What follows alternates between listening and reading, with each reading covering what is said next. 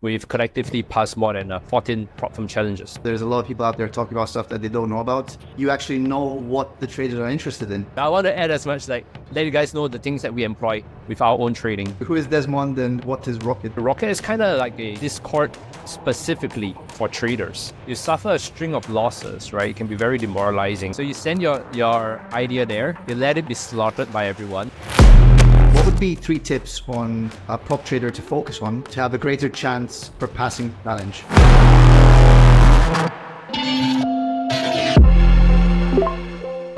Welcome to the second podcast show by The Trading Pit. In today's episode, where we uncover the secrets behind successful prop trading, we're thrilled to have Desmond Leong with us, founder of Rocket, who has joined us to share his profound insights into the world of trading. Desmond, it's a pleasure to have you. We had a brief talk before we started. It's really awesome to have you on with us to share your insights. So for anyone who might not know who you are, can you please just give us a quick introduction to who is Desmond and what is Rocket, basically? Thank you, Andreas. Right. So how I got started in trading was, that's actually my career in this investment research house, specializing in technical analysis. Right. We used to do it for many of the trading desks of the banks and hedge funds out there.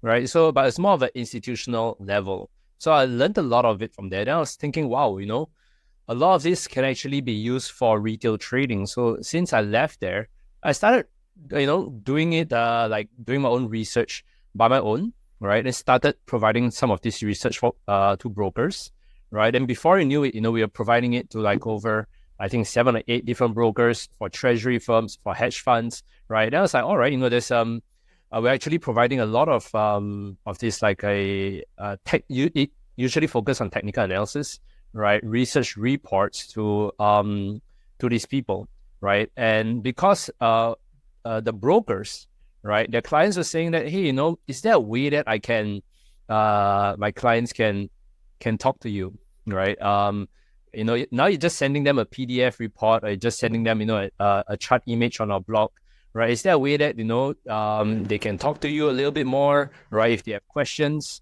right? So that was where I was that kind of gave birth to the idea of Rocket, right? Rocket is kind of like it's like Discord specifically for traders, right? So it's a community building platform, right? Brokers use it, prop firms use it, mainly for their trading community. So a nice thing where it's not just like Discord where it's chats, just a chat panel on one side or chat panel.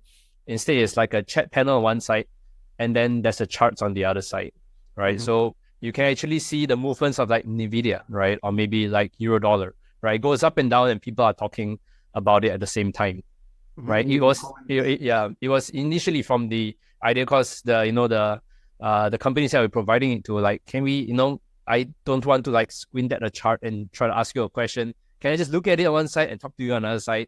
So in a funny way, it slowly evolved to like what it is today, where it's just like chart and chat, and just talking about the markets together with fellow traders. Yeah, so that's what Rocket is like. Yeah. It's right. Yeah, having the knowledge about trading, I think, is the most important part of this, because anyone who's like involved in tech, that's in like community-based platforms or marketing, can just go and build community-based platform, right? But because you actually have the technical analysis knowledge, that's how you started, right? So you actually know what the traders are interested in, and you know what traders want to talk about, and you can actually involve all that in one place where people can exchange their point of views. So I want to let you do more of the talking about this. I've seen Rocket; it truly does look amazing. So I think it would be nice to talk about what the benefits are. So let's say I'm a user that does use Rocket and uses a community-based platform to engage with other traders, and person next to me does not. What benefits do you think I would have compared to him? I think one of the big benefits of Rocket is the clarity of trading discussions, right? So, for example, a lot of brokers or prop firms, the traditional community, evolves from like Facebook groups, right? There are Telegram. You can even consider like Telegram groups, Discord, right? Even Slack for some. right? A lot of it is very focused on communication, which is not wrong, right? The messages are there, the threads and notifications is very clear.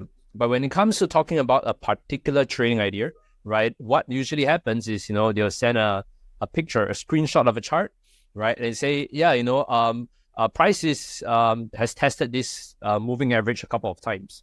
You look at the chart like, oh, you have 3 moving averages there. Which one are you talking about, right? And I say, oh, yeah, the blue one, right? Is that blue or is that, navy blue, right? So, it's not that you can't use images, right? Just that when it comes to talking about like the charts, talking about trading, right? This is a support line. This is a trend line. There's a trend line break over here, right? We notice that how traders talk to each other tends to be a little bit different. It's not just pure communication, just typing to each other. A lot of it, there's the intricacies of referring to little candlesticks here and there, right? Price looks like it's kind of crossing that trend line, but maybe it's not, right? So there's a lot of reference to like charts. On the specific point, yeah. To a specific point. So what we actually did is we built our own proprietary charts where you can actually imagine you're typing out, it's like, I think price is breaking the trend line over here. You can actually highlight, that word, here, and you can draw, on the chart.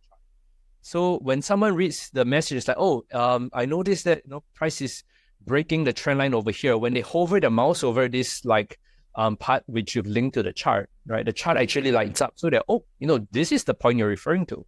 So it actually, the one big benefit, right, I feel is it allows this kind of discussions to happen a lot better. So it's very, very like a specially catered for traders, even like I would say technical analysis, traders who have practiced technical analysis, right? So that's one of the big difference, right? The intricacies of like technical analysis discussions. Yeah. The way I actually explained it to my team before we joined this call was because they asked me who am I talking to, and I said it's this guy from Singapore. He's got this amazing community platform, and they said, okay, how is it different from Discord? And I said, well, it's actually built for traders where just to be able to visualize it, I said, you've got the chart here and you've got a live chat on the other side. And before chatting what you want, you can actually refer to a point on the chart. So then when you see a message and you want to see exactly what he's talking about, you just hover over the message and it shows on the chart what he was referring to. Exactly. So cool. And also another part is also that you can actually have special rooms, right? You separate it into rooms and you can give access to people to certain rooms. So let's say if you have a VIP client, you can give them access to that room specifically. So that also, I think, is interesting because you set a barrier of entry to certain rooms. So if you have many people who are like more high profile clients in a certain room, my guess is that the discussion in that room is much more valuable than, let's say, the minimum entry room. So yes. Yeah, so I think that's also something I really liked about the platform as well. So going back to the benefits, again, I'm a gamer myself a bit, so I use Discord a lot more for that. But one of the benefits that I saw as well with this for traders is when you're trading alone, right? Especially before prop trading, when you had like your own account, it can get kind of lonely and the psychology factors could start kicking in. Maybe you need a second opinion. Of course, it's not good to take everyone's opinion, but maybe just opening a discussion can really help. So is there any specific other benefits that you see that a trader might have by using a platform like this compared to not using it? Do you mean like community in general? Yeah, just like being in a community. Right. I think one of the good things is that when you're in a community, you kind of get an idea of how everyone is doing. So sometimes, when you're trading, you suffer a string of losses, right? It can be very demoralizing. You start to question, is it my strategy, right? Is it, am I a bad trader, right? And then when you go into the community, you notice that, some other people are making losses too, right? Maybe the markets were especially volatile today. The wicks were really, kind of just stopping, stopping a lot of people out, right? Or maybe people who employed trend trading strategies, right, didn't do so well because of the way the market's reversed. It's very contrarian. It benefit those people who are very contrarian traders, right? So you look at it and like, all right, so I'm using a trend trading strategy. It's not that I'm a bad trader, but yeah, generally the market today or recently have not been favoring trend trading that much, right? So being in a community will help you be able to like realize that it's not that you're a bad trader, but it's it could be because the market is exhibiting particular behaviors, right? Or particular kind of it's a what's the word for it? Particular kind of Yeah, it's also that like word for it is assessing. yeah, It's correct. like it's also like assessing how the rest of the people are doing. Just like, and as you said, if it's like Yes. a crazy day in the markets, Yeah. you're probably not gonna take a good trade, and that's okay. I mean, you just need to know how to cut your losses, right? And just deal with the psychological factor of it. Switch Yeah. off, come back the next day, and keep going. Exactly. And I And also think the a second pair of eyes sometimes help, but with discretion, right? So you send your idea there, you let it be slaughtered by everyone, but you don't take it with like you don't look at it as oh no, I'm looking at how many people give me a thumbs up or a thumbs down. You just look at it and you objectively see what they're saying, right? So for example, some things in trading which are very, very subjective is trend lines, for example, right? Trend lines, how you draw trend lines, the starting, the ending point, the middle points, right, can be a very subjective thing in trading. So sometimes when you employ certain kind of trading strategies for your, certain kind of indicators for your trading, you send it there and you let it get slaughtered, but not so that it can discourage you or, and stuff, but it's more of like taking it from a objective perspective that some guys say that, your trend line is totally off, right? You're using the wrong price feed. Then you're like, maybe it's worth checking, right? Am I really, referring to like a wonky kind of price feed or something, right? Maybe if, who knows, right? So you then look at it, it's like, yeah, it looks like what he's saying, there's a little bit of truth in it, right? This spike is a little bit deeper than it's supposed to be, on some kind of different platforms, right? So it's more important from a objective perspective that you just share it, see if there's anything worth, and take everything they say with a pinch of salt, right? Just so that you go in with your eyes open. Yeah. yeah, I agree. I agree. So, just to conclude on that, if any of the traders listening are not part of a community, it would be good to join a community just to get, as Desmond said, a second pair of eyes. You have to be very objective because there's a lot of people out there talking about stuff that they don't know about. And that could also, you might actually have a good idea about something. And just by reading someone's negative comment, you might switch that off. So it's, you have to have critical thinking and to be able to be objective about it. Yes. So because I see us falling into the next questions pretty much within this one. So I think one of the main questions that people want answers to is, with your background, we understand that you probably have a good idea of technical analysis and what people should watch out for, right? So what would be 3 tips on a prop trader to focus on to have a greater chance for passing the challenge? All right. So I'm sharing this from the perspective that I've passed my own problem test challenges before, right? I think my team, we have among the 3 or 4 of us, the traders, right? We've collectively passed more than 14, it could be 15 by now. Yeah, about 14 prop firm challenges. Right? And we do notice that before this, the popularity of prop firm challenges coming about, right? We had to alter our I wouldn't say alter our styles that much, but there are different things that prop firm trading does look out for. I agree. Some things are always a constant, right? So I'm sharing it from this perspective that been there, done that, right? So I'm not sharing with you from an idealistic standpoint. I'm sharing with you on things that we've kind of employed that help us manage to pass this time and time again, right? So the first one is the concept of stacking probabilities, right? So this is more in general when there's so many people out there looking for ways to pass, and all of it comes down to the core thing, which is the trading strategy. What I've noticed doing over 500 webinars across 10 brokers, across teaching so many different traders, is that a lot of people are looking for the magic bullet, right? I've searched for that elusive magic bullet, and I have never been able to find it, right? But what I found instead is an answer to that, which is basically in trading, you need to find ways to stack probability, meaning you need to use different studies to stack them. What do I mean by that? Okay, it's a little bit complex there, right? So if you're trading, for example, I've seen common mistake people, I wouldn't say a common mistake, right? Some strategies that people use is that I will load the RSI, I'll load the stochastic, I'll load the MACD, right? I'll load a couple of oscillators there, right? So you got your charts at the top and you got all the different oscillators below, right?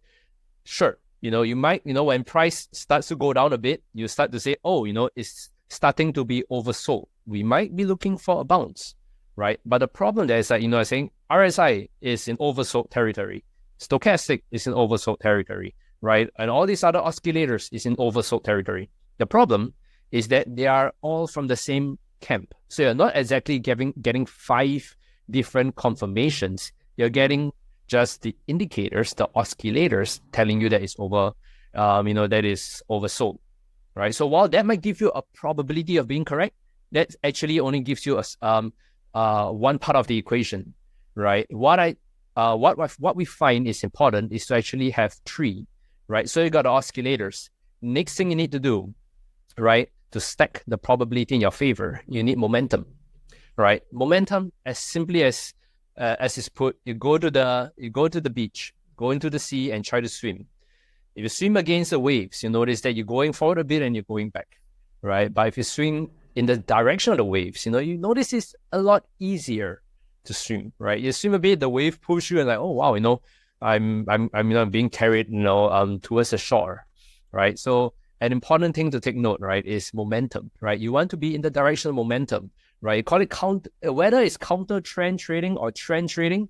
If you think about it, if you are counter trend trading, you can still actually be trading in the direction of the larger trend, right? So momentum, it always works in your favor. If you can, right, it adds about maybe 15 and 20% chance to being for your strategy to have that little bit of additional, power of the waves, pushing prices in your direction, right? So that's the second part, right? You got the oscillator camp, right? You got the momentum camp, right? The other part is support and resistance, right? There is a proper way to use support and resistance, right? But support and resistance is different from momentum. You're kind of just drawing horizontal lines, right? Horizontal lines. So support and resistance, I don't want to dive too deep into it, but it's one of the things that you can use to add to increase the probability of your setups, right? And the fourth one, sorry, I actually have 4 or maybe even 5. That's a whole webinar by itself, right? I want to add as much let you guys know the things that we employ with our own trading, right? To really find those high probability setups, right? The fourth one is correlation, right? Correlation, very simply put, is that when euro dollar goes up, for example, dollar franc tends to go down. So we have strong, what you want to do is you want to look for, a lot of traders struggle with with knowing if a breakout is really a real breakout or a false breakout, right? It happens so often, right? You see price is breaking out, then, there's this thought in your mind. Is this real or is it fake? Is it a fake breakout? Is price really going to take off from here or it might just reverse? The answer to that is correlation, right? Don't want to dive too deep into that, maybe another time, right? But correlation will give you a good answer to that, right? And the last one is, if you all can learn it, Fibonacci, really good, right? But you notice 5 things. By themselves, they might not be profitable, right? They might be maybe 15% for indicators, 15%, for momentum, 10% for support and resistance, right? Another 10% for correlation, another 10% for the last one, Fibonacci, right? You add them up, it's about 60 to 70%. But by themselves, they're not gonna, the odds are stacked against you, right? So the one way to actually, where you realize is that you need to stack probabilities from different camps. You notice each one I'm saying comes from a different study, right? They're not the 5 oscillators that you load there and you add the probabilities there, right? It's stacking the studies from the different so-called camps, right? So you got Fibonacci camp, yeah, exactly. So that is the first point. Yes, I think we're going to do a podcast with this actually. yeah. So that's the first point on the pass a prop firm challenge, right? The second thing I want to share about is position sizing, right? It's even more important when it comes to a prop firm challenge, right? Because we got things like the daily drawdown. We got the things like daily drawdown. Maybe it's maximum daily drawdown is 5%. Now it's not only realized drawdown. It also includes many of these prop firm challenges. It also includes the floating drawdown, right? So you might be at 4% for the day, right? Like, let's just say, a trader is not doing that well, is at negative 4% for a day. Technically, he can still maybe lose another negative 6 or 7% before he gets a hard breach. But for the day, it's at negative 4, right? And he has maybe just another 1% more he can lose, right? He has a good trade that is set up there, right? And he's thinking, okay, I can take this trade, and it might make money, it might lose money, right? That's like all trading goes, right? But he needs to size the position exactly correctly, right? So that when it loses, let's just say in the worst case scenario where it loses, it needs to stop at 4.99%, for example. It doesn't hit the 5%, it becomes a hard breach. That can only happen when you have a proper respect for position sizing, right? Meaning that, you don't just jump, and you don't just like, what am I going to put? I usually put 1 lot or 0.1 lot, right? And I usually have 10 pip stop loss. You need to calculate everything. Yeah, right? You have to manually adjust it according to the situation. Yeah, exactly, right? You need to know exactly how much you can lose. Then you reverse calculate your lot size, factoring in even maybe the commission if there is any, right? So that if the worst case scenario gets stopped out, you just stop right there at negative 4.99. Or in other cases, I've suffered it myself. I get a trade. I thought I hit my target, but I didn't factor in the commission. So I'm like, I'm there, boss. I'm like, but wait, I'm missing like $2. Yeah. Right? And position sizing, comes, factors in like the commission, right? You maybe even swaps, right? Those are things you need to consider when it comes to prop firm challenges. The fine margins really sets apart whether you got the hard breach or not. The last thing that kind of ties together with it is risk management. Now, I want to share that in trading, it's not binary. It's not yes, I take the trade, or no, I don't take the trade. Okay? It basically is yes, I take the trade, right? But how good is the trade, right? Imagine if we have a roulette table, okay? We have a roulette table, and most of us know what a roulette table is. It's that little thing where there's like there's red, there's black, right? And then maybe there's like one little green, right? So that's the same number of red and blacks, right? And usually you throw a ball, it spins, and you can say, I'm going to bet on black, I'm going to bet on red, right? If it lands on any, you win. You land on red when you bet on red, you win. Okay. The probability of that working out, right, is roughly 50%, right? Even if you take away that one little green thing there, right, it's a modified roulette table with just red and green, no, red and black, right? It's about 50% chance. If I gave you a modified roulette table where out of the 36, numbers, 34 of them are red and 2 of them are black, right? And I say, okay, roll now and bet on red, right? How much would you want to risk on that roll? Let's just say for $1,000, right? Right. So I've seen people ask this question across almost every single webinar, right? We always get different answers. We got people who say, I'll stick to my risk management strategy, 1% per trade. So I'm going to put 1% of my $1,000 into this roll. Probability is, 34 over 36. I'm not sure what it is. I'm just going to do really quick over here. 34, 36, right? The probability that you might get it right is 94%. But if I say I'll stick to my risk management principles, 1%. Right? At the same time, I'm telling you that you have a 94% chance of being correct, right? What you should be doing is increasing your risk, right? I mean, it's a rare case that you ever have a 94% chance of winning, of getting something right. Yeah. But if the odds are in your favor, right, you naturally increase your risk allocation, right? So when you're doing, in this case, I might trade like $800 or $900, right, out of the $1,000 I have, right, for this particular setup. Right. So the same thing when it comes to trading. Ideally, you want to have your setups, should have a decent edge over the market. But if it looks really good, it has the nice oscillator, support resistance, 3, 4, 5 different check boxes are all checked out, right? Then you say, you should have a methodology behind it that says, okay, if 3 check boxes are in place, I'll maybe put in like 1%. 4, 1.5.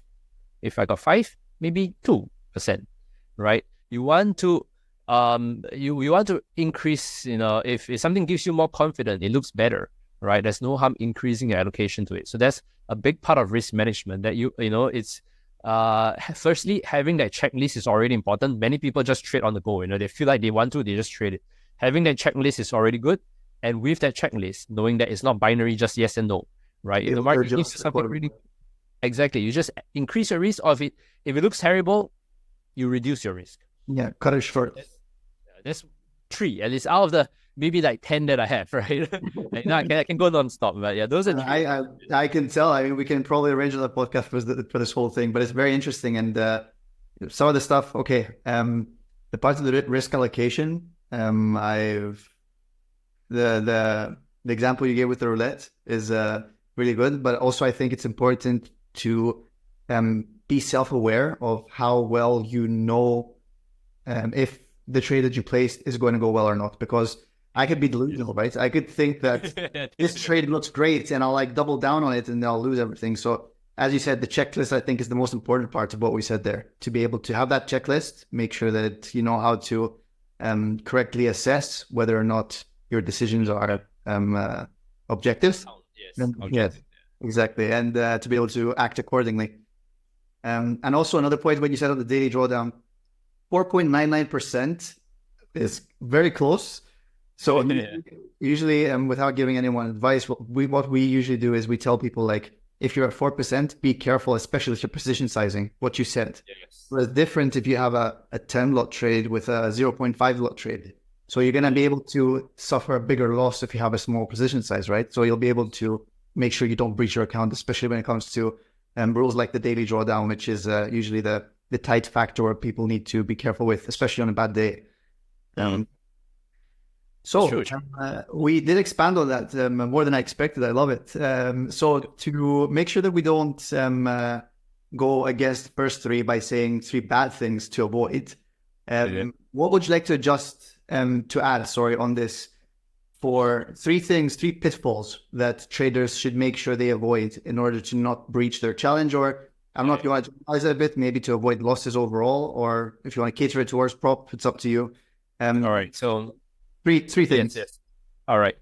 I'll try to stick to 3. All right. So I think contrary to popular belief and maybe advice out there, is for traders not to have a daily target, or not even to have a weekly target, right? A lot of people, right, the idea of trading is that, hey, it is treated like a business, right? You need to have your daily KPIs, you need to have daily targets, you make 0.5%, you multiply this over 10 days, what do you have, right? That is the wrong approach, right? The reason for that is because when you have a daily target, let's say for daily target, let's just say we want to make objectively 1% a day, right? So you're trading, you're at 0.8% for the day, right? And it's towards the end of the day, the market is getting slow, right? And you're looking at there, it's like, oh no, my business plan tells me I need to make 1% a day, right? And it's, I just need that last 0.2%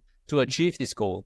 But the markets are not moving, right? The market's not moving. I look at it, I'm like, you know what? The markets are not moving on the 4-hour chart, but it's definitely moving on the 15-minute chart, right? You go down to the lower time frames, like, oh yeah, I'm seeing some stuff move.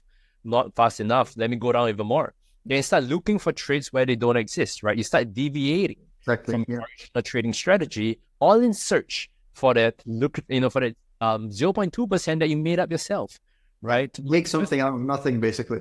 Exactly, right? And you're putting that unnecessary time pressure and profit pressure on yourself when, a lot of people say, sometimes the best thing to do to make money is to not trade, right?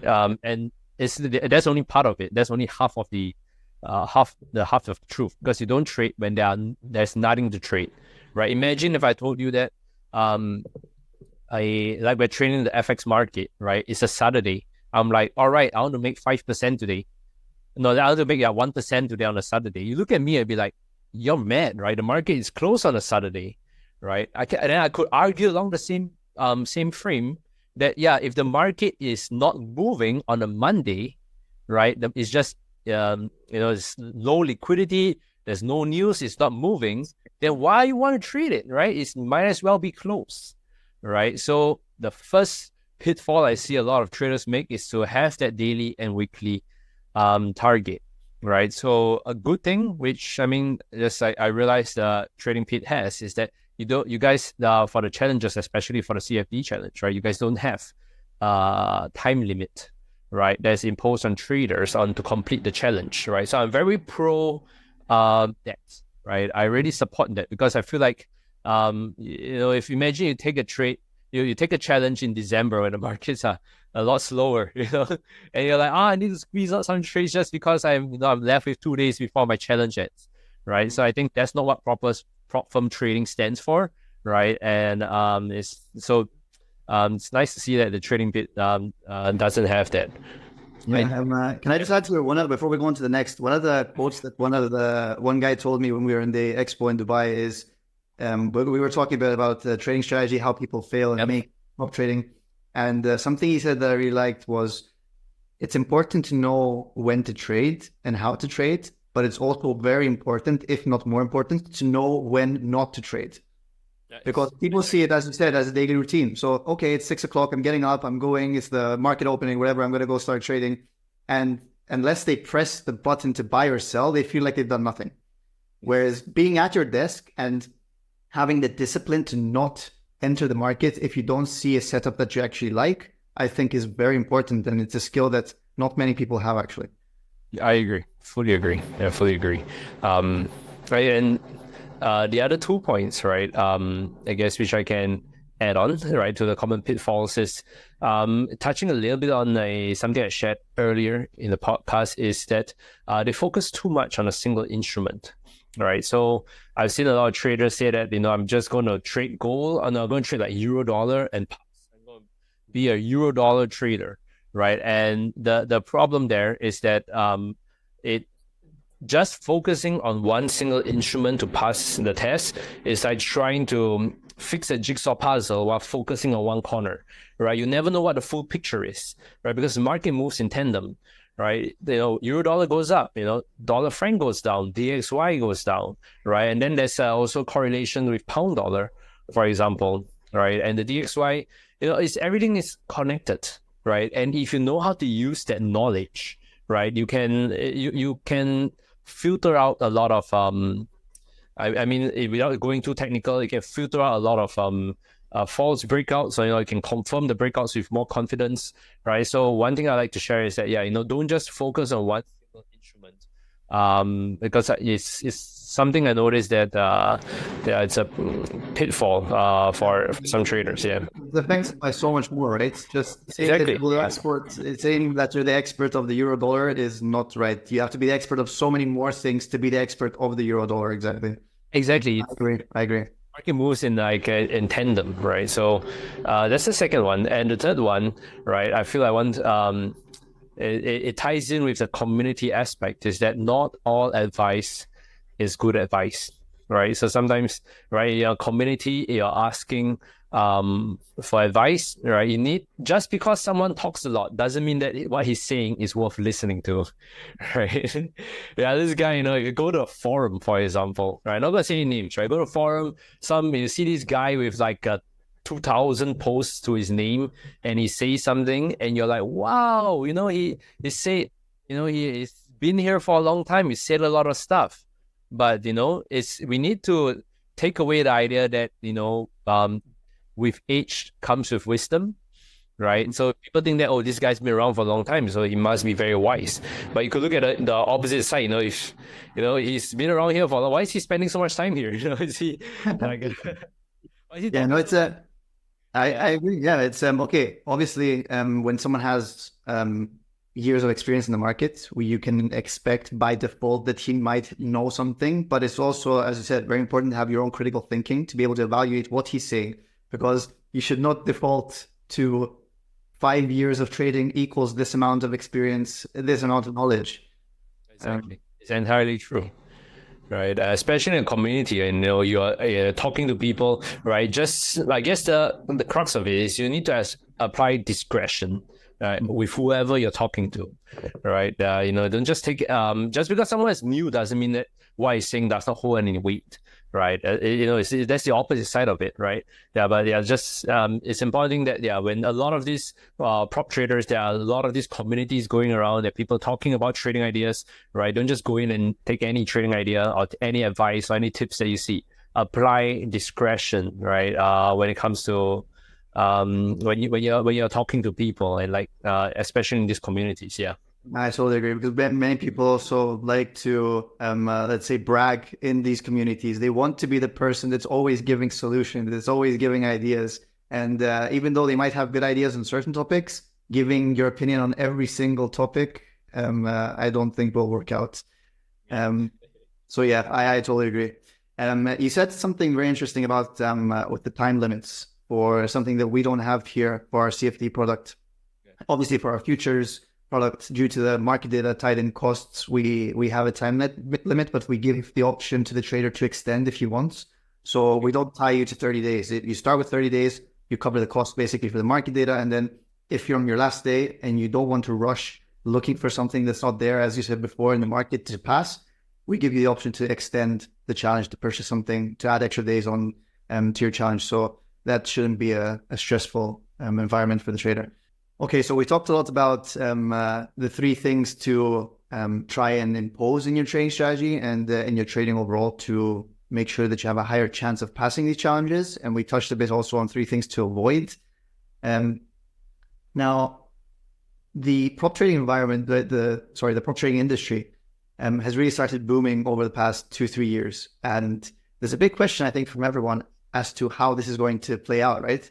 There's companies like I'm trying not to be biased, but I do consider the Trading Pit one of the companies that does want to do it the right way, right? We have 75 employees here as of now. And by the time you're watching this video, there's probably more, or listening to this podcast. So we actually do want to set this up for the long run, right? And it's not always that way because there's so I'm not sure if we should talk about this, but we did on a recent panel in Dubai. So there's many companies that white label solutions, right? So anyone who's like an influencer or a marketer switches to these white label solutions and they don't really understand the risk behind it. And one of the things I think we do right here is we have the right minds in place to set this up. And many of the traders that have been in the space for a long time come to me and say, but prop trading is not going to stay around. It's just like, it's a game, and they don't really understand the concept of it. And I think a big part of that is because there's so many popping up overnight recently where it's starting to, I'd say, put a question mark as to who you should join and if you should join. And this is one of our biggest projects now, to try and put out there who we are, why we do what we do, and the importance of doing it the right way. And I'd be interested in finding out, do you have any predictions on how this is going to evolve? What's your opinion on this? I think the prop trading space, right? I think previously it was just a handful of prop trading firms. Right now, it's I think in the hundreds, right? And of course, the regulations are starting to catch up a bit, right? Things are starting to shake a bit, right? So I think if I was a prop firm trader, if I wanted to take one of these challenges, right, what I definitely want to look out for is not about the case of is something the cheapest anymore. Is this the cheapest challenge out there? Is this the biggest discount that I can get anymore? Right? Because we've seen in some cases where, you can be managing like 400 or 500 grand, with a prop firm. It could be in the scaling plan, you could be making money, but it could all come tumbling down if the, if it's not built on stable ground, so to speak, right? The regulators catch up, right? They can shake things up, right? So I think with more and more of these prop firms coming to space, right? You ideally want to look for you want to look beyond the discount. You want to look beyond how cheap a challenge is, right? How lax, how easy it might be to pass, right? In some cases, some firms you just hit 8% or maybe some 6%, and maybe you pass already, right? But of course, that alters the whole risk algorithm behind this entire program. What you want to start looking out more for is the foundation, the stability of a firm, right? The founders behind it, the expertise behind it. I mean, Trading Pit, right? I do like, right, that you guys, like the founders, right, they have, it's a big team. It's not a bucket shop. It's not a firm where if they decided like, wow, we have a whole bunch of profitable traders this month, we're going to pay out more than we can. Let me just fold the shop and, run away. There are problem places with like 5 people who could do that, right? They have, backed enough profit, and, all it takes is just one time when, a whole bunch of people are really profitable and like, all right, adios, amigos. Yeah, yeah, I have a lot of back and forth with the traders and the clients of our company, and there's a variety. Let's say there's many people that do come around, and the only thing they're looking for is the discount. And honestly, I don't know if I can say this on behalf of the whole company, but I don't really think we want traders that want to be with us just for the discount, right? And just for the price. We want traders that want to be with us for the long term, that actually see the value in it. And what I say is if something's too good to be true, it's probably too good to be true, right? All these buy one, get one free as if we're like in the supermarket. I don't know. I don't really like that. And it's, Yeah. when you see that, you just start becoming a bit suspicious as to why they're trying to do this. And I think it's because companies are trying to attract market share, and they don't have a way to do that other than dropping the prices significantly. And anyway, I don't want to go against any other of the firms. I wish there's like healthy competition is always good to have. And all I wish is that we have more companies out there, like the big names that have been around for years, that actually do the right thing, and they want to create this healthy environment for the trader. Because at the end of the day, it's what prop firms are looking for is profitable traders, the talented traders, that might not have access to capital. So with less amount of initial funds required, you can get access to higher capital. So then 5% on a $100,000 account can mean much more than 5% on your $1,000 account. I fully agree, right? And I think that is actually one of the things that we might be seeing in the evolution of this space, right? It's not about the discounts anymore, right? And of course, it starts to be more about the prop firm, right? And the things that they are doing, to help traders become profitable, because there's a mutual alignment of interests. Right, you want these guys to be, you're not setting them up to lose, right? You want to set them up to win, right? So that they can be profitable from traders for you, right? So what are the things that you're gonna do? What are the tools that you're preparing? What's the kind of community that you're building, right? What kind of the effort they are putting into building the community? And this I feel like it's not just a case of like the discounts anymore, but you start looking at prop firm and say, what are you guys doing? To help me become a profitable trader, right? So I think naturally there'll start to be a little bit of an evolution into the space. It's not cutting here anymore, but it's adding on as much value. I don't just want a challenge account. I want the latest tools. I want, if I'm a client of like the trading pit, well, all these additional benefits I can get that can help me nudge my edge, give me the little bit of an edge that I need to be, to pass the challenge and be a prop firm trader. And I think that as time goes by just seeing what tools the companies are adding, you'll be able to see whether or not this company does want you to grow and does want you to stay with them for the long term. Because if you come through and you breach your account, there has to be something more to the trader to walk away with other than just a lost opportunity, right? That's right. Anyway, I think we can do a whole other podcast on this because I have a lot of opinion about it. But anyway, we've been talking for approximately an hour now. Desmond, I want to thank you for your truly invaluable insights. If you have any final thoughts to add, I'd be happy to hear it before we wrap it up. Do you have anything to add? Tell people maybe where they can find you if they are interested about Rocket as well. I know you're more of a B2B thing. So if we have any business owners out there that are listening, where can they find you? All right, if you guys want to find me, it's on rocket.com. I think it's ROCK with the QET.com. You can book a demo with us over there. But yes, we usually work more with brokers and prop firms who kind of want to set up their own trading community, right? I do think like looking at the trading pit, right? You guys are one of the more impressive prop firms out there, right? I'm not saying this I don't say it lightly, right? Because I've passed so many different, my team actually also have passed so many different prop firms. We literally look at all the different prop firms and see what they do, right? And I think what we do like, especially with you guys, is that it's not just once, I can see a lot of the effort put into building, like what we said about the, prop trading evolution. It's not about providing them just a platform for you to step on and, take a challenge, right? I see a lot of effort put into providing additional tools to trade, right? I was just going through a website, some stuff like the live squawk and stuff like that. Right. I noticed that you guys are also, you're investing in like real proper education. You're not just getting some random YouTuber, right? I've seen some of those cases. It's very cringe, right? You just get someone to do like a live trading kind of stuff. And else is like you guys are actually inviting proper people, right, to share their thoughts and opinions about how the proper, good, like trade, what's the word, edifying kind of content, for your traders and community to watch, right? So I really, I've seen the awards, so pretty impressive, right?